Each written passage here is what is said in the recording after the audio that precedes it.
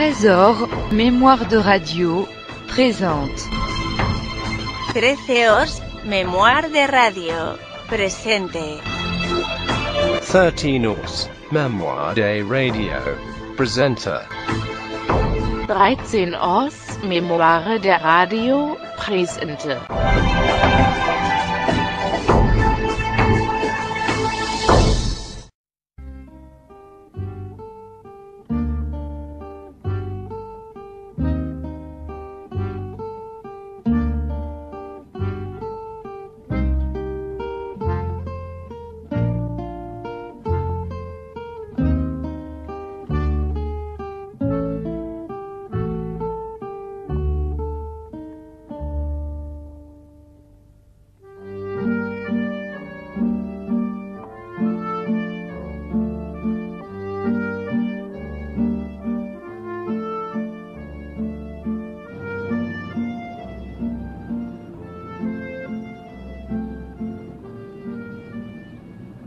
Des halles de Paris, aujourd'hui désertes, nous reste le souvenir d'un grand marché.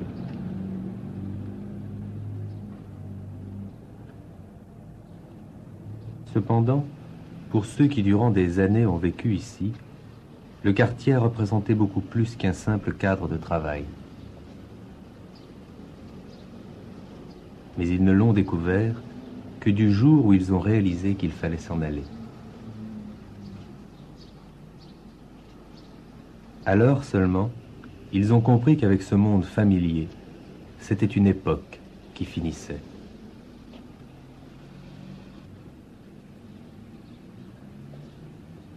Le dernier matin des Halles, nous avions réuni nos personnages à la Médaille d'Or, le bistrot de Marius.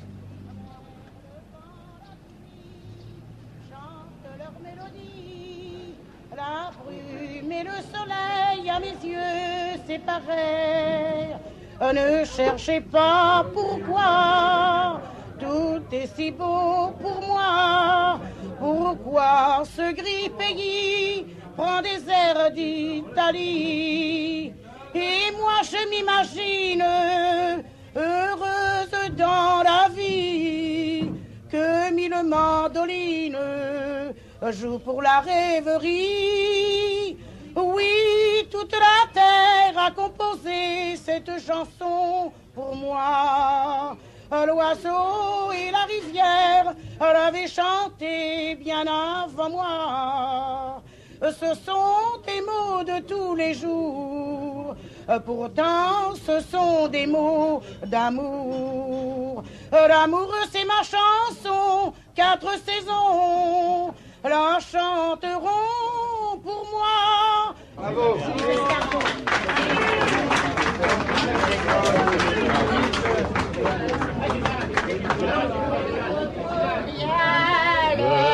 Lorsque descend la nuit, les maraîchers font râle.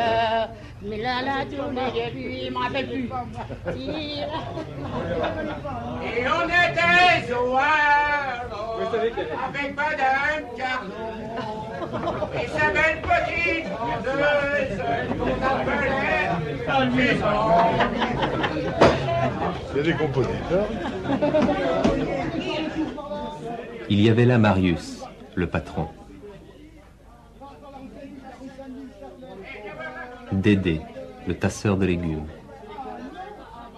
Doucet, le meneur de viande.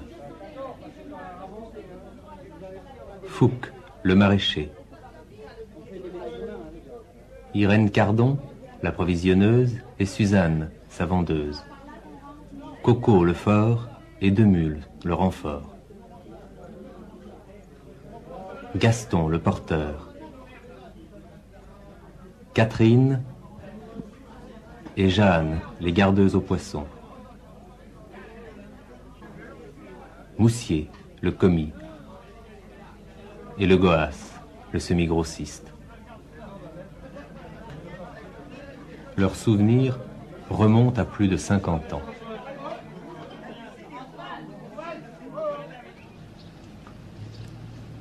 Louis Delprat, le mandataire, était arrivé sous le pavillon de la viande en 1916, à 15 ans. Je suis resté toujours dans ce coin-là.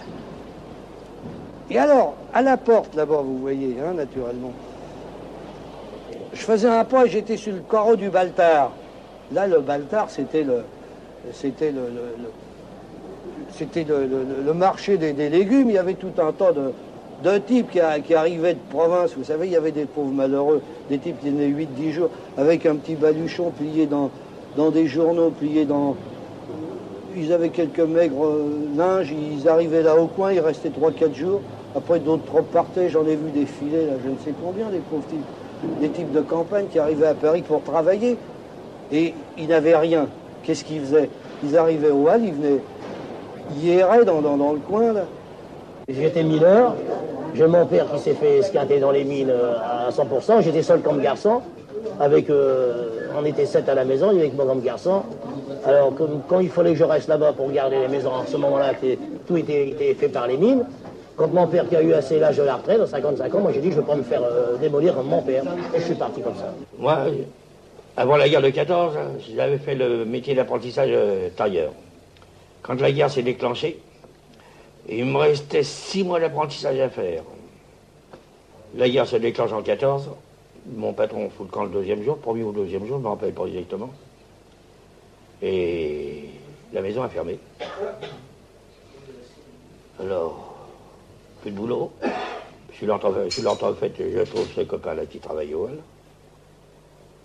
Il me dit, Jean, que tu seras sans boulot, tu viendras me trouver. Alors, quand je me suis trouvé sans boulot et tout seul, alors j'ai été le trouver. Moi j'étais sculpteur sur bois. J'ai fait l'école boule. Et puis c'était en 14-17 la promotion. Alors c'est déjà vieux. Et il n'y avait pas de travail. Le moderne a commencé à fleurir. Et la sculpture a été complètement sabrée, quoi. On était à peu près 800 sculpteurs sur la place de Paris. 1 millier peut-être. Et puis... Bon, il y a du chômage, j'ai fait tous les métiers pour un jour aboutir au Hall, quoi. Je travaillais comme tout le monde, j'avais un petit métier, j'étais peintre en voiture. En 29, j'ai eu un chômage du tonnerre. Et j'avais 17 ans et des petits frères derrière et plus de père. Ma mère a dit, il faut aller à la mairie, mon garçon, parce que la peinture, c'est bien beau, mais... Hein. Alors ma soeur aînée et moi, on s'est mis à travailler. Elle m'a dirigé sur un bureau de placement à la mairie de Boulogne. Ils m'ont envoyé chez un marchand de pommes de terre, qui m'a fait travailler 3 mois. Je levais 1h du matin, on faisait liage, je tirais le diable, j'avais 17 ans, j'avais jamais levé un sac de 50 kilos. Hein. Devenu porteur, Édouard Butch avait commencé par travailler avec un diable à main. Il avait eu ensuite un diable électrique. On l'avait naturellement surnommé Édouard électrique. Lorsque vinrent les diables à moteur, il y perdit son surnom. Longtemps, les porteurs, c'est des gars qui avaient fait de la prison. Pour des cas, on ne sait pas, hein. Enfin, à l'origine, alors ils venaient, comme je t'ai dit, les jeunes, ils venaient grappiller, voler un petit peu, faire un peu d'argent. Et il y avait un préfet, Lépine. Ça, la date, je ne me rappelle pas, mais enfin, elle est dans vos livres, hein. Vous en connaissez plus que moi. Enfin, ce préfet, il a dit, ces gars-là, il faut leur faire une assistance par le travail, de façon à ce qu'ils redeviennent quand même des hommes valables. Dans le temps, tous ceux qui travaillaient dans les halles, ils avaient une très mauvaise renommée.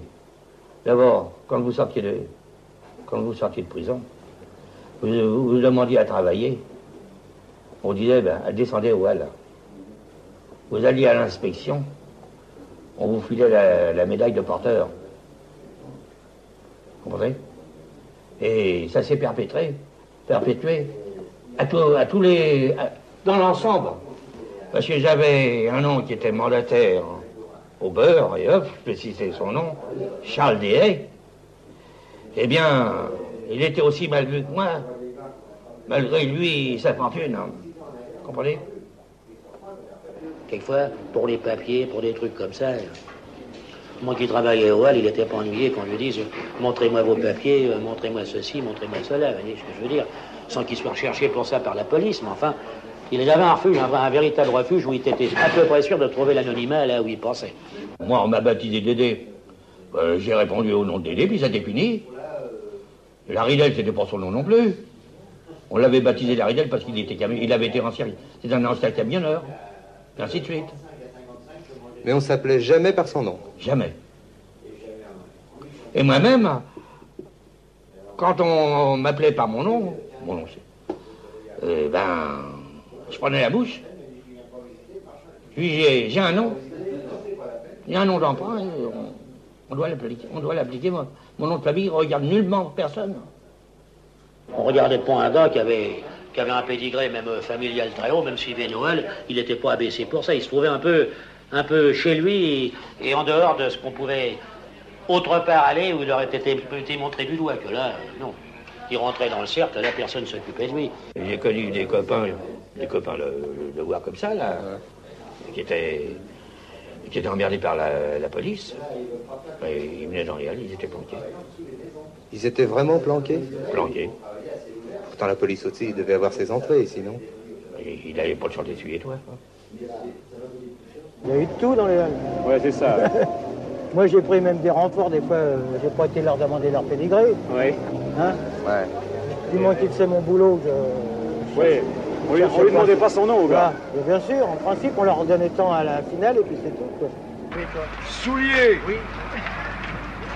Eau de vin.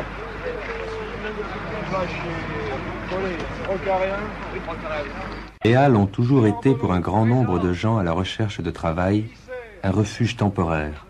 Les forts des halles en engageaient quelques-uns pour la nuit. Ils servaient de renfort. Gessier. Maillard. Ali. Sersou. Réponds plus fort. Rue Chaudet. Bouffaguerre. Dieu, vous n'avez pas de joint. Camboulin.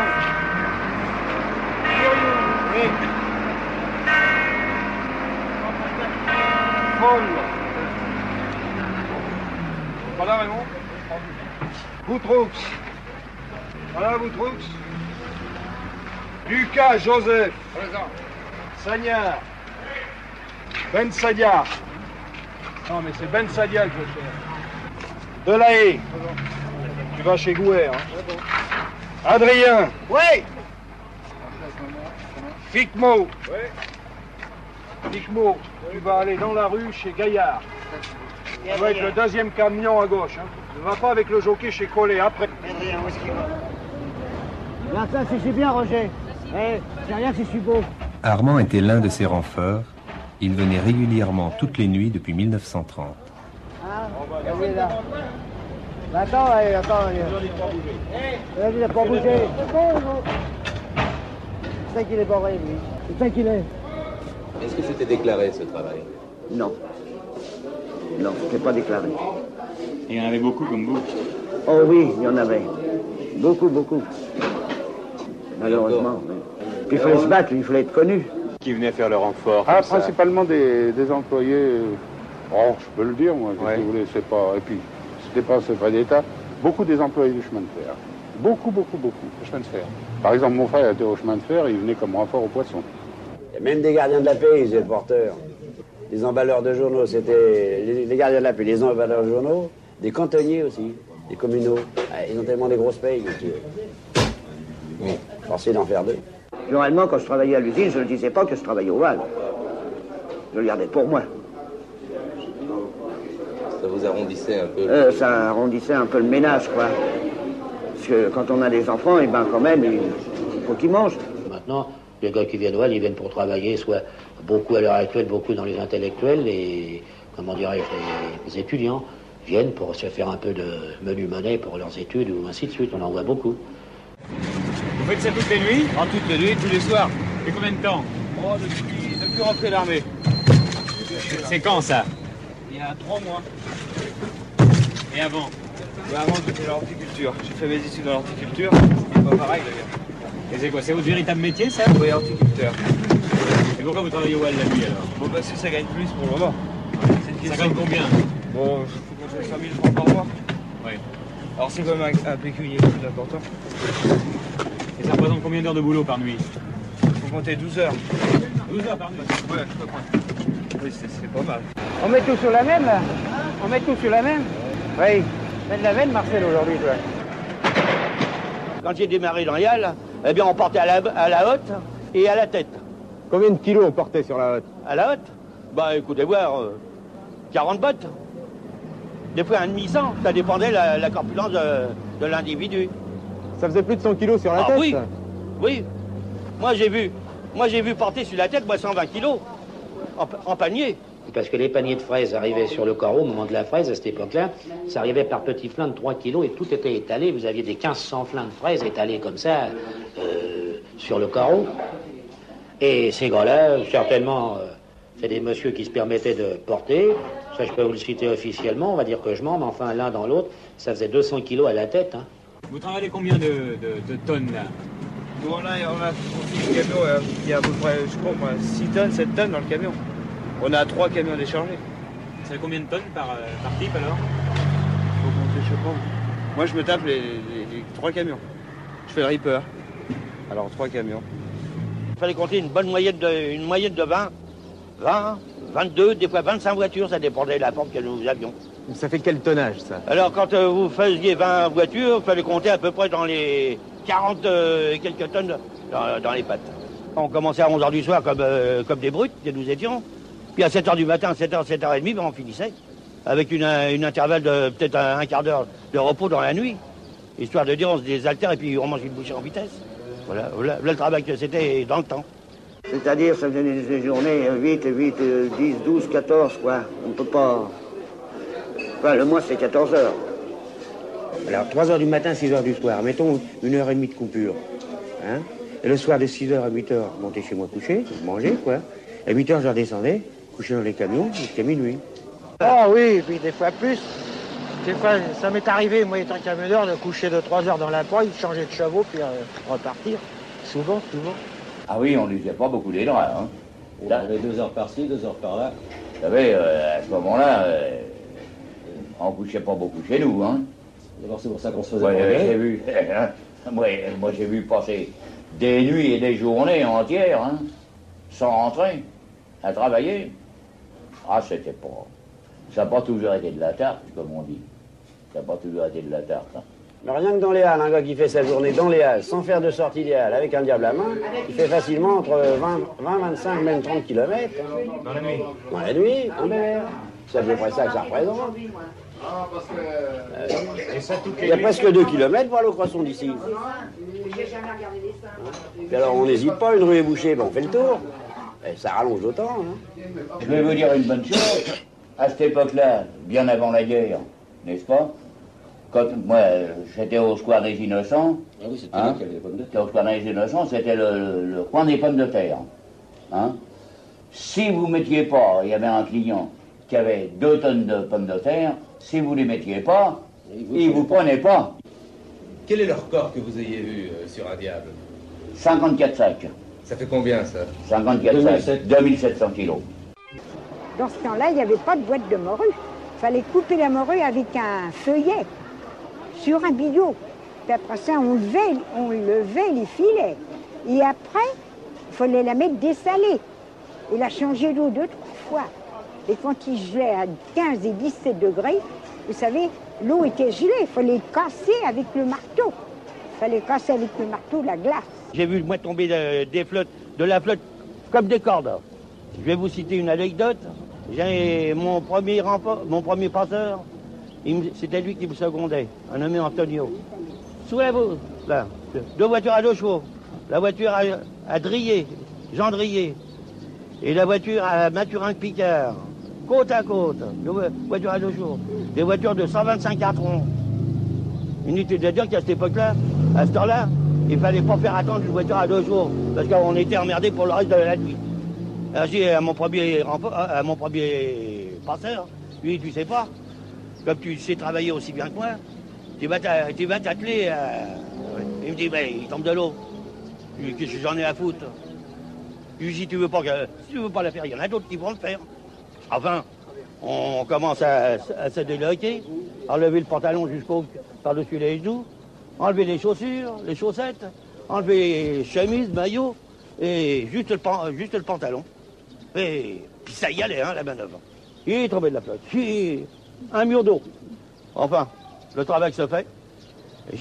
Maintenant qu'on a fait les 2 voitures, on va aller chercher un bon coup. Moi, je prends un grog. En plein mois de juillet. C'est pas naturel, mais il fallait faire la réaction là-dedans. Lui, je sais pas ce qu'il se tape, je crois qu'il se tape un verre de bière, je crois. L'intelligence humaine, saoulé. 4 jours après, Hôtel-Dieu, congestion. Et moi, j'étais toujours là. Ça, du 1er janvier à la Saint-Sylvestre, qu'il pleuve, qu'il neige, qu'il vente, on était toujours là. Est-ce que vous aviez un jour de repos dans la semaine? Oh, pour commencer, on n'en avait pas de repos, vous le savez, hein. En 1910, 1900 comme ça, hein, on n'avait pas de repos, hein, je comprends. Oui. J'ai eu 2 enfants et je restais juste pour ce qu'il fallait. Il fallait redescendre aussitôt. Hein. Quand on travaillait le dimanche, on baptisait quelqu'un dans ta famille le dimanche après-midi, toi tu dormais. Ou tu y allais, tu mangeais, puis tu dormais. Moi, personnellement, j'ai jamais sorti, j'ai jamais été au bal, rien du tout. Je connais pas ça parce que j'ai jamais eu le temps. J'allais au cinéma, je m'endormais au cinéma. Ouais. Puis après, la vie de famille, ma foi, on la prenait comme ça, quoi. Des fois, on se rentrait dans l'escalier, c'est bon de le dire.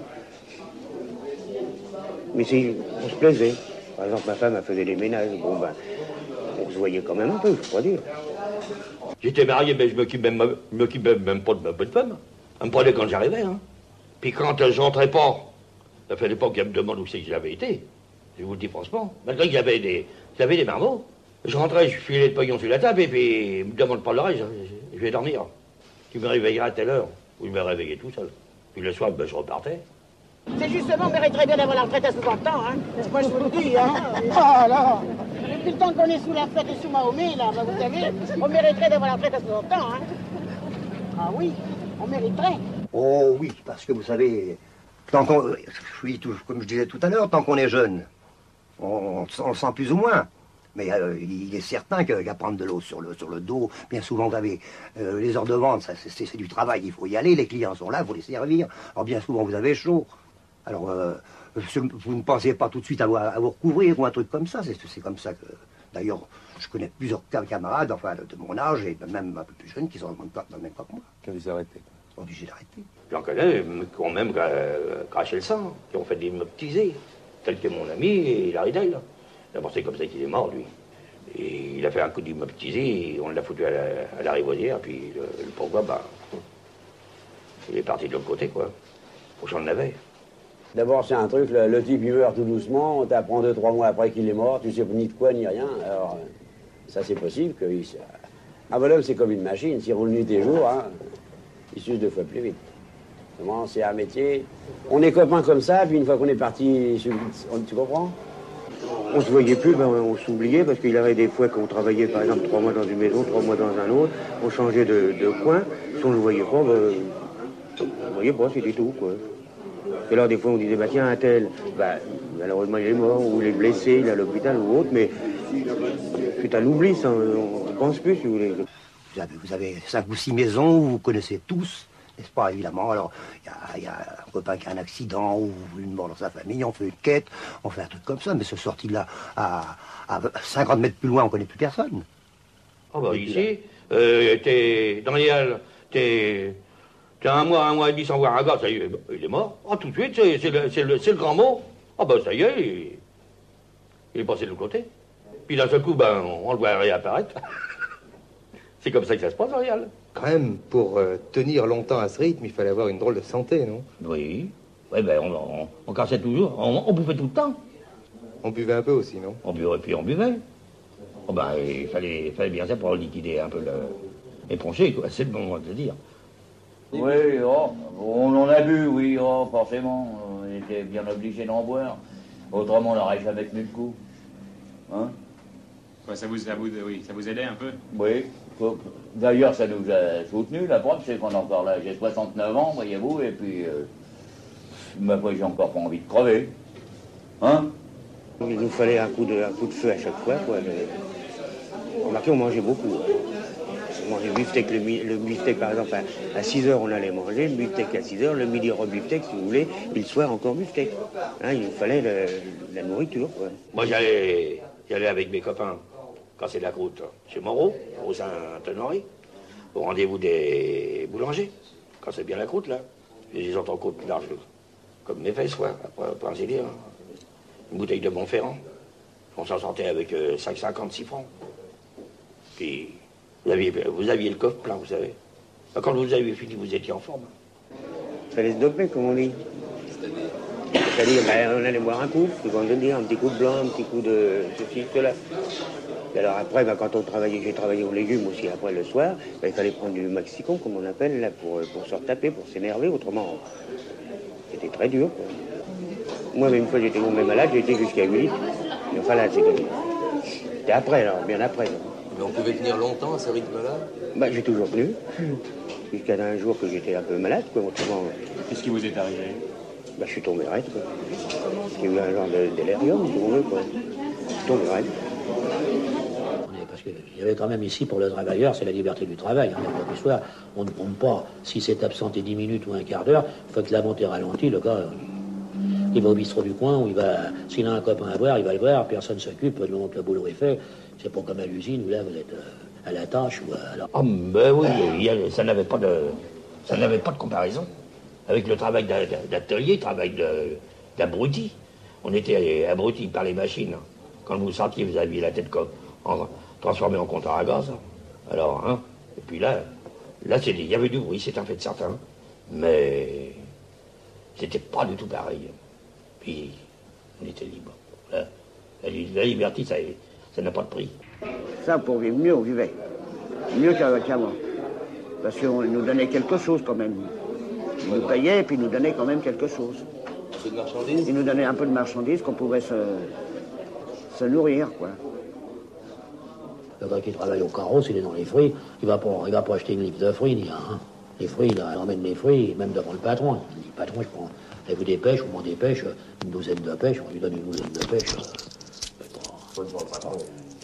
C'est pas du tout, comment dirais-je, à se cacher de demander. Ils font même leur colis très souvent, eux-mêmes. Ça fait des histoires, C'est-à-dire, autant le principe, pour mieux demander que si le patron ne le prend pas, pour mieux demander que le prendre de soi-même. Ça, j'avoue que c'est certainement dans les cordes. Enfin, je dirais, c'est presque humain de penser qu'un gars qui travaille dans les fruits et légumes, il puisse pas emmener son chou, sa botte de poireaux ou ses navets, quoi. Hein. Entre nous, il va pas aller chez l'épicier en bas de chez lui pour aller acheter un chou alors qu'il en a manié toute la nuit, par exemple. Alors, d'accord avec le patron ou pas d'accord avec le patron, bon, il aura son chou. Il y a beaucoup de maisons, ils sont obligés parce qu'ils savent bien qu'ils ne payent pas leur personnel suffisamment. Chez nous aussi, de temps en temps, par exemple, chez nous, on nous donnait quand on avait quelque chose, une manne banane ou quelque chose, on nous le donnait, mais enfin, chez nous, moi, personnellement, et même pas parce que tout le personnel, on estimait, n'est-ce pas, qu'étant payé suffisamment, on n'avait pas besoin de ces petits machins chouettes, là. Mais pourquoi? C'est une pratique généralisée au Havre, ça? Dans beaucoup de maisons, oui. Et c'est quoi? C'est un droit? C'est pas un droit, c'est une coutume. Ça n'a jamais été un droit. Ça n'a jamais été un droit. C'était toléré, quoi, disons dans certains cas. C'était pas toléré, c'était même pas toléré. Il s'agissait que le type ne se fasse pas prendre, c'est tout. Ah. Le type, il n'a jamais coupé un steak, quelqu'un le regardait, en principe. Ou alors, il n'était pas intelligent. Il y a des situations, des fois, qui ne sont pas, comment dirais-je, très nettes à cause de ça. Le patron ferme les yeux, puis un beau jour, il se réveille, et puis il faut quoi à la porte, quoi. Ça arrivait souvent, ça? Bon, ça arrive, oui. Ça arrive. Mais ça, c'est un grand village, alors, quand le gars il est embauché ailleurs, l'autre a dit fais attention, tu sais, il a, des fois, là, c'est des petits problèmes. C'est des problèmes mineurs par rapport à l'ensemble, quand même. Hein. Comme une ville dans la ville, les Halles étaient à Paris un territoire dont on s'éloignait difficilement. Une fois adapté à cette vie, on avait peine à s'en détacher. Et qu'est-ce qui vous plaisait là-dedans? L'ambiance, toute l'ambiance. Le plaisir de tout. Une petite bêtise, on rigolait, je sais pas, moi, ça allait toujours bien. Vous aviez un petit coup de pompe, d'un seul coup, vous voyez quelque chose qu'on rigolait, c'était parti, on commençait, on chahutait entre nous, je sais pas, tout ce qu'on voulait. Ah des fois on poussait la voilante, en travaillant, hein. Ça arrivait journellement. Puis j'étais pas le dernier pour la pousser, la voilante. Je m'en chargeais. D'abord, quand je poussais pas, le carreau était mort. Et on me disait, alors, Dédé, oui. Il fallait qu'il me mette en route, par exemple. Hein. Une fois que ça y était, c'était fini. L'éconophone, il était parti. Ouais. Il y avait ici un gars, il s'appelait Forgeat Saint-Fort, qui était un ténor, enfin amateur, mais qui chantait bien. Ben, on peut demander à la patronne, ils ont donné des récitals de la Toscade, Mireille, je sais pas moi, toutes les participations de classiques de l'opéra comique, il les chantait tous, et il avait une très très belle voix, il chantait très bien. Alors il chantait quand il fallait le prier, il était de Bordeaux, alors c'est un Bordelais. Alors comme il disait, je ne peux pas chanter, ma voix se casse, ma voix se casse. Et qu'il disait, ma voix se casse, mais alors ça y était, quand on le faisait partir, il partait devant le Beaujolais, ça y était, c'était terminé, on ne pouvait plus l'arrêter. Vous disiez que au Halles, vous aviez bien vécu. Qu'est-ce que ça veut dire, ça? Bien vécu, qu'est-ce que je voulais? Bien manger, bien boire. Certaines distractions qu'ailleurs je n'aurais pas eues. Parce qu'il y avait des femmes, plus qu'on pouvait en avoir. Et quand on a fait une bonne recette, bon, on se fait un petit tour à la rue Saint-Denis. C'est ça l'ambiance d'un truc. Oui, c'est ça, oui. Ah, oui. Il y avait tout ce qu'il fallait, voilà. Ah oui, tout ce qu'il faut. Tout ce qu'il faut. La problème de se tourmenter. Du moment qu'il y a de l'argent dans la poche, il y a tout ce qu'il faut. Ah bah ça c'est autre chose. Là si vous parlez des belles de nuit, là c'est... En effet, il n'y avait pas que la rue du Cygne, il y avait toute la rue Saint-Denis, le boulevard Sébastopol, enfin c'était la rue Quincampoix. Alors la rue Quincampoix, mais c'était le 4e article en poule de... Comment dirais-je, en belle de nuit. Et même là, mais enfin il y avait toute la rue Quincampoix, il y avait tout le boulevard Sébastopol en remontant jusqu'au Grand-Boulevard, ça s'étendait jusqu'au Châtelet, quoi. Dans toutes les rues adjacentes. Il y avait tout le matériel voulu. J'ai même l'impression que vous avez des gens très bien qui aiment bien venir au Halles pour un petit peu surprendre. Et puis des belles dames, des belles dames. Vous en avez vu beaucoup? Ah oui, ils aiment venir s'encanailler, ça leur fait plaisir. C'était les snobs qui venaient, on allait à l'Arche Gabriel, la comédie était bien montée, là-dedans ils avaient 3 ou 4 oursins avec les casquettes comme on a connu du temps des mystères de Paris.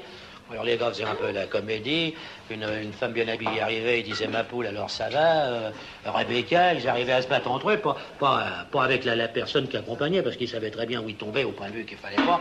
Alors hop, c'était la bagarre dégénérée, on a vu les couteaux, mais on n'a jamais vu le sang couler.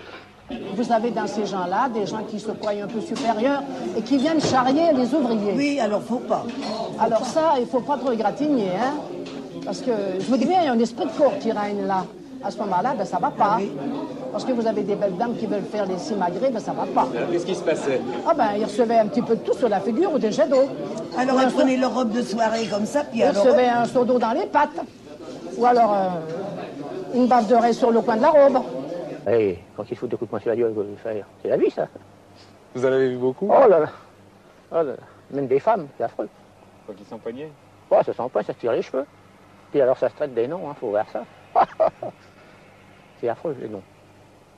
Mais tout ça, ça donnait une ambiance. Une ambiance. Puis aussitôt qu'il y en a un qui crie comme ça, ben, on est tous après. Tu l'es, vas-y, fous la gueule. Non, c'est la vie. Un jour, ici, quand je me trouvais, vous vous trouvez, là, il y avait un allume-pipe. Il rentre 4-5 gars comme ça. Je dis, on les sert pas, allez hop, pas d'histoire. Enfin, il y en a sur les 5, 4 s'en vont en me donnant des mots d'oiseaux. Comme ça peut pas les rappeler ici, mais enfin, bon, très bien. J'avais 24 ans à ce moment-là. Et vous voyez, il y a 2 marches, et c'était en été, la porte était ouverte. Le dernier qui sort, il me dit, tiens, hop, et il m'envoie un crachat à travers la figure. Il avait 24 ans, les réflexions étaient vite. Il se trouvait là, alors c'est la seule jour où j'ai eu peur, parce que, comme dit, je l'ai retranché, mais comme il faut. Puis alors il avait été buté contre le trottoir, et j'ai pas eu d'ennui, parce que tout s'est bien arrangé, mais là, après, j'ai dit, il faut faire attention, parce qu'il aurait pu, bien dire, j'aurais pu l'emmener au cimetière, cette fois-là. On fait pas mal de choses, qu'est-ce que vous voulez, hein? Ce serait peut-être un peu dur à expliquer, parce que...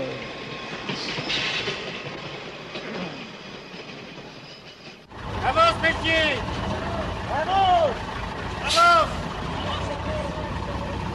Avance! C'est un endroit où il y avait des possibilités pour un gars d'accéder à l'échelon supérieur, quoi. Plus facilement peut-être qu'en usine. C'est ça. Et en tout cas, plus ou moins tous les gars l'espéraient, quoi. Oui, sensiblement, celui qui était intelligent pouvait l'espérer. Ah, beaucoup qui ont essayé, qui ont compris des petites caves à bananes, des petits machins comme ça, mais enfin, moi je trouve pas que c'était une solution, quoi. Il y a d'autres qui ont bien réussi, évidemment. Il y a eu des années, il y a eu des circonstances qui les ont aidés aussi. Enfin, ils sont pas nombreux, ils peuvent se compter sur les doigts, même dans les halles. En janvier 1969, M. Meneux s'apprêtait déjà à quitter les halles de Paris pour celles de Rungis. Monsieur Meneux, cet endroit, c'est une mûrisserie de bananes ici? C'est un magasin qui a une mûrisserie, oui, au sous-sol. Et vous y êtes depuis longtemps, là? Je suis ici depuis 1934. C'est de ce moment que date votre arrivée au Halles? Ah non. Non, je suis au Halles depuis 1925. J'ai commencé à la Sauvette et puis après je louais des places sur des marchés de banlieue, vous savez, et de Paris, quoi. Je louais des places et alors après, j'ai commencé à faire mûrir dans les Halles et j'ai également continué pendant un certain temps mon détail. C'était un tout petit artisanat. C'était un petit artisanat. Vous faisiez quel chiffre par jour alors à ce moment-là? Oh, ça m'est difficile de vous répondre, mais quelques centaines de francs, quoi, peut-être. Oui. Quelques centaines de francs. Mais enfin, ça présentait déjà un intérêt, puis j'aimais travailler pour mon compte, quoi. J'étais pas chez un patron. Mais vous n'étiez pas rebuté par la difficulté de la vie, là? Non. Il faut faire quelque chose dans la vie. Et puis, moi, dès le départ, je me suis dit, je vais y arriver. Pour réussir dans un métier, il faut être passionné. Puis, mais moi, j'aime les affaires et j'avais envie de gagner un petit peu d'argent, quoi. Et j'ai tout fait pour ça. Et maintenant, pour tout ce que je contrôle en mûrisserie actuellement, nous avons une grosse mûrisserie ici les Moulineaux, mûrisserie très importante qui fait pour le moment entre 10 et 15 000 tonnes. J'en ai une à Chalon-sur-Marne qui fait la même chose à peu près. Puis j'ai des participations dans d'autres maisons, à Nantes, à Lille, à Lyon. Ça vous fait quoi, 40 000 tonnes de bananes par an à peu près? Oui, à peu près. Ça fait un sacré chemin, non? Ah, ça fait du chemin, oui. Ça fait du chemin. Mais ça n'a pas dû être tellement facile, non, monsieur Meneux? Oui, non, mais alors là, monsieur, là, malheureusement, et je voudrais pas que vous insistiez là-dessus, malheureusement, je crois avoir eu un peu de réussite. Ouais. Vous comprenez, j'ai eu un peu de réussite, mais malheureusement, c'est pas mon cas se répète pas tellement souvent, vous savez. Malheureusement, je connais pas beaucoup de collègues qui ont eu, disons, autant de chance que moi, quoi, autant de réussite, appelez ça comme vous voulez. Vous savez, moi qui ai commencé petit mûrisseur, c'est avec un petit pincement de cœur que je le vois, mais qu'est-ce que vous voulez, c'est irréversible. C'est irréversible, ça. Moi, je compare ça un peu, vous savez, aux petits épiciers, aux petits commerces indépendants qui sont dans une rue dans laquelle se monte un supermarché. Ben, qu'est-ce que vous voulez? Évidemment, c'est pas en leur faveur. Ça se voit de moins en moins. Il y a une concentration telle que maintenant, c'est l'histoire des marchands de journaux américains qui sont devenus des milliardaires. Bon, ben, moi, je crois que c'est plus vrai, même en France. Parce qu'il faut des capitaux, il faut maintenant, pour tourner, il faut vraiment être quelqu'un et quelque chose.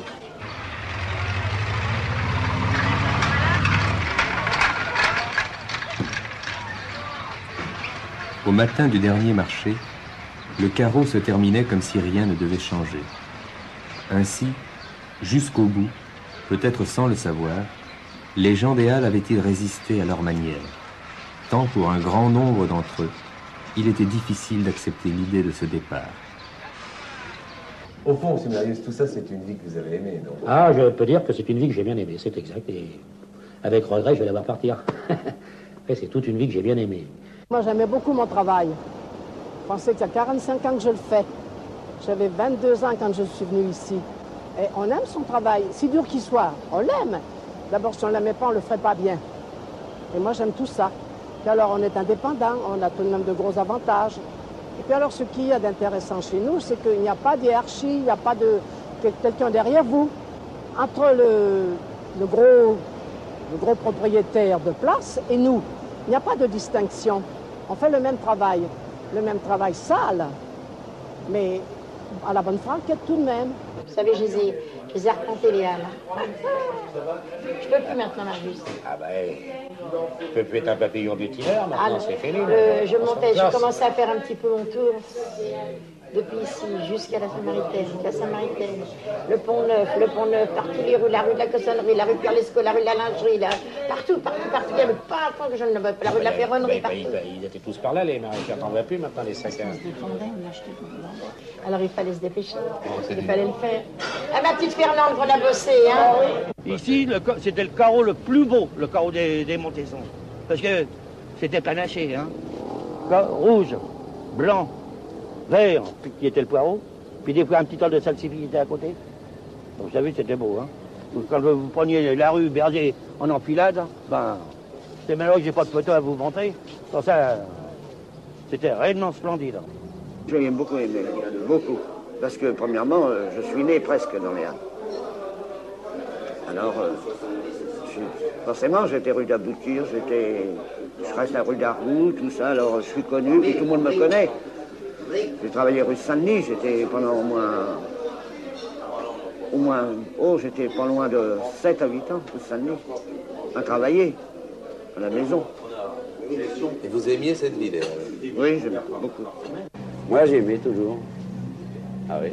Moi, si je suis pas en vacances, que je reste 4 jours à la maison, je tourne comme un lion, je m'emmerde. Si je suis en vacances, c'est pas pareil, on s'organise. Mais 4 jours sans ouvrage, moi, je tourne à la maison, on m'emmerde. Et puis je suis pas tout seul, hein. Il y a beaucoup comme ça. Vous voulez pas croire que quand je reste chez moi, je suis malade? Oui. Vous êtes malade. C'est quand vous êtes chez vous? Oui, il faut de la rue. Je suis comme les petits-enfants, il me faut le sirop de la rue. Le sirop. Mais est-ce que vous aimiez ce métier? Ah oui. Ah oui. Je m'ennuie du reste ici. Les mandataires seraient là, vous le direz. T'es venu par ce temps-là, toi? Oh, tu veux pas rester chez toi? Oh là là, quelle garce. Mais non, c'est plus fort que moi. C'est la rue, moi, qu'il me faut. C'est de l'air.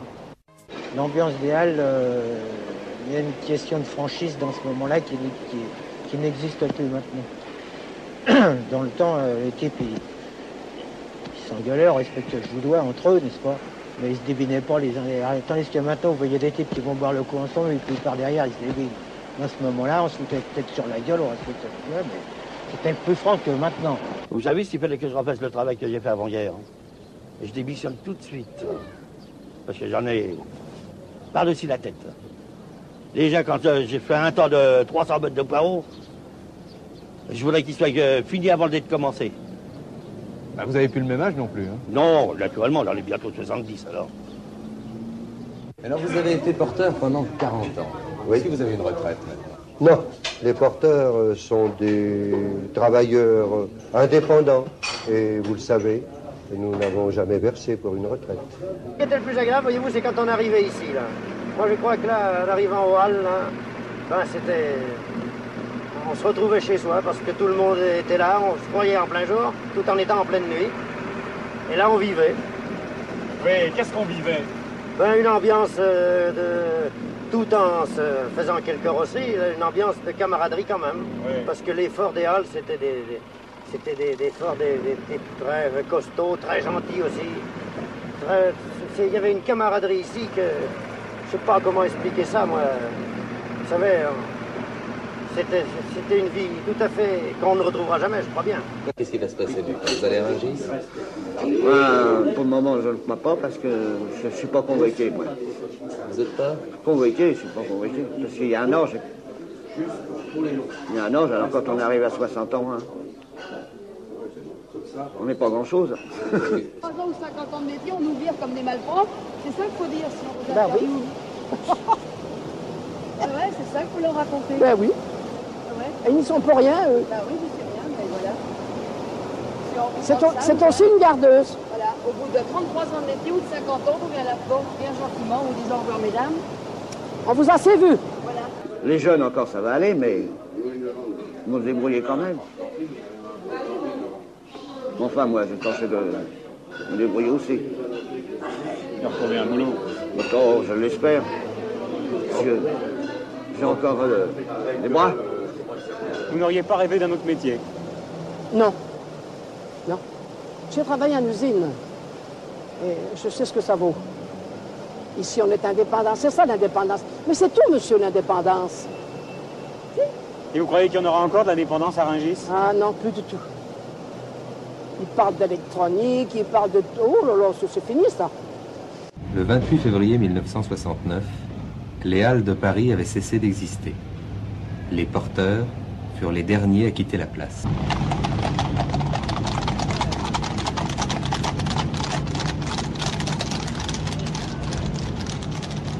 Trésor, mémoire de radio,